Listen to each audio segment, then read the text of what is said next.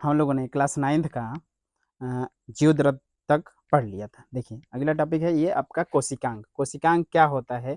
देखिए कोशिका द्रव में उपस्थित झिल्ली युक्त जो संरचनाएं होती हैं वही कोशिकांग कहलाती हैं। ठीक है, इसके अंदर बहुत सारे भाग होते हैं। ठीक है, लगभग 8-10 भाग तो होते ही हैं। तो देखिए उसमें पहला भाग का अध्ययन करेंगे हम लोग। क्या होता है? केंद्रक। केंद्रक होता है जिसकी जिसकी खोज किए थे रॉबर्ट ब्राउन ने सन 1831 में।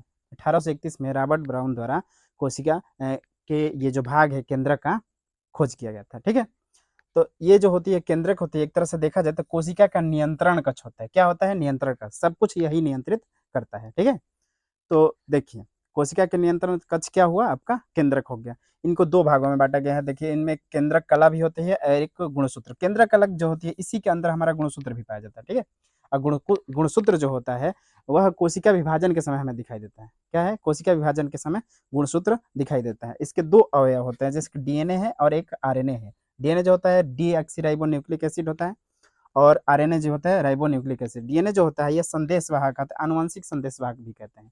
क्या होते हैं? एक पीढ़ी से दूसरे पीढ़ी तक स्थानांतरित होता है, ये आनुवंशिक संदेशवाहक होता है। देखिए और इसमें कार्य भी देख लेते हैं। कार्य भी दे रखा है। क्या है आपका? आनुवंशिक गुणों को नियंत्रित करना। ये कार्य जो है केंद्र का कार्य क्या है?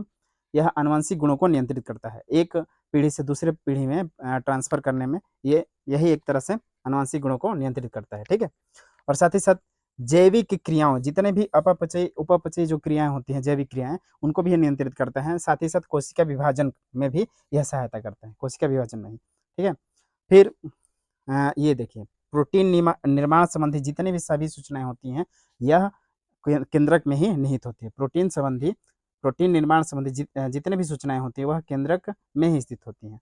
और केंद्रक को भी दो भागों में बांटा गया है। उसके केंद्रक की बनावट या विकसित होने के आधार पर दो भागों में बांटा गया है। देखिए क्या है, एक एक बांटा गया है प्रोकैरियोटिक और एक यूकैरियोटिक, जिसमें अल्प विकसित क्या होते हैं?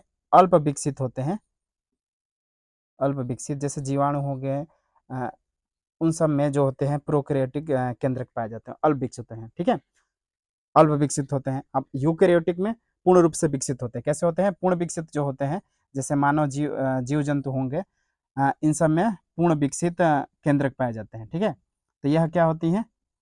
यूकैरियोटिक कोशिका होती हैं। ठीक है, प्रोकैरियोटिक कोशिका होती है छोटे जीवाणुओं जैसे जीवाणु हो गए, विषाणु हो गए, इन सब में अपना ये प्रोकैरियोटिक कोशिका के रूप में जाना जाता है। जबकि यूकैरियोटिक जीव जंतु जो हो गए मानव, इन सबको यूकैरियोटिक के अंदर रखा जाता है। ठीक है, थैंक यू।